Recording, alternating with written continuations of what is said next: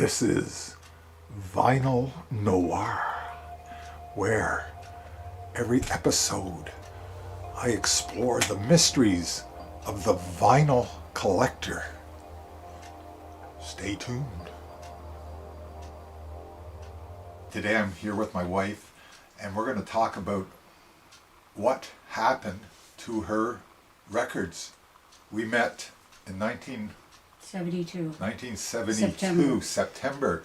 We were both going to art college at the time, and I think it was in the second week What? of college, art college. That we met? Yeah, actually met.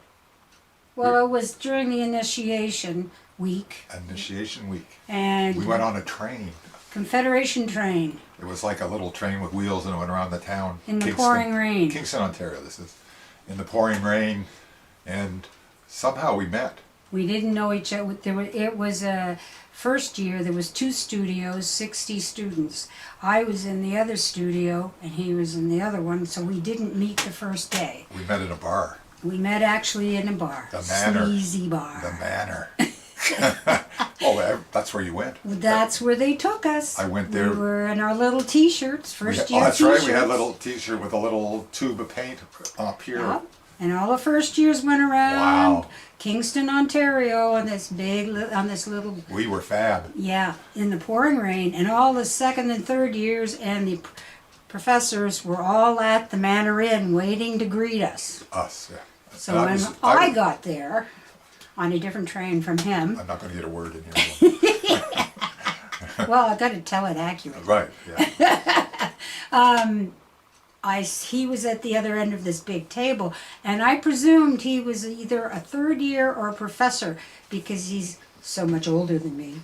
No. And I just thought he was because the professors were all in their early 20s or The professor whatever. and Mary Ann. I was only 18. And I was 21. Yeah. 21. So anyways, let's get to the record. So you brought in a bunch of records. How many records was in that pile? There was a pile. I of lost records. 30. 30 records. You brought 30 records into an art Luckily, studio. not all my collection. With but a bunch of degenerates. Well, we shouldn't say that. But yeah, we still know some of them. so what were, that's right.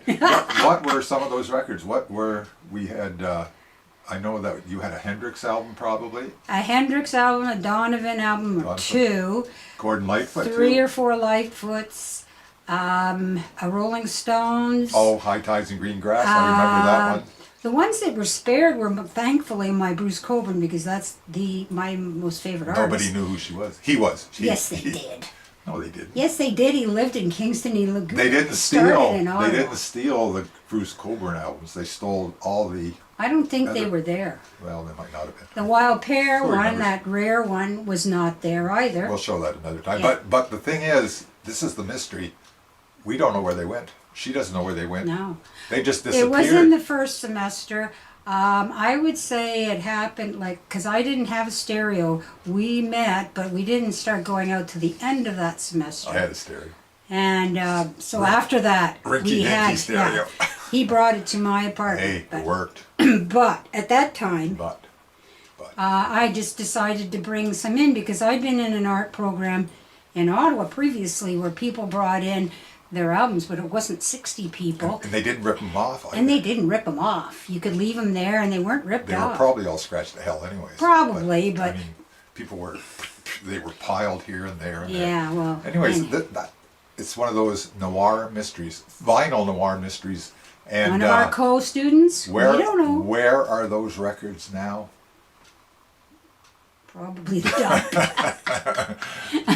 Probably because they were probably pretty well trashed. I mean, who steals trashed records? Art people. Yeah, but people that resell them. I shouldn't say that because we're art people, but anyways. Yeah, no. I don't think they resold. There was no place to sell them at that time. There was no used. Not at There was that no time. used record store. Yeah, but somebody could have hoarded them. I was and trying then to start sold a used record store in '75, but this is in '72. We were married in '73, so almost 50 years. 50 years. So scary. that's the big mystery here. What? That we're still married? We're still You're right. married. Yeah. So, anyways, Vinyl Noir. Till next time. See ya. Stay tuned.